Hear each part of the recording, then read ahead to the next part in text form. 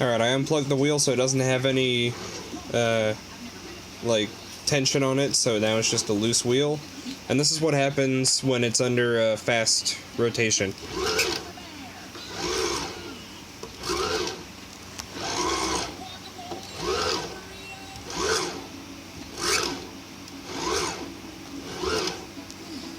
So, that's how it is without any motor tension on it.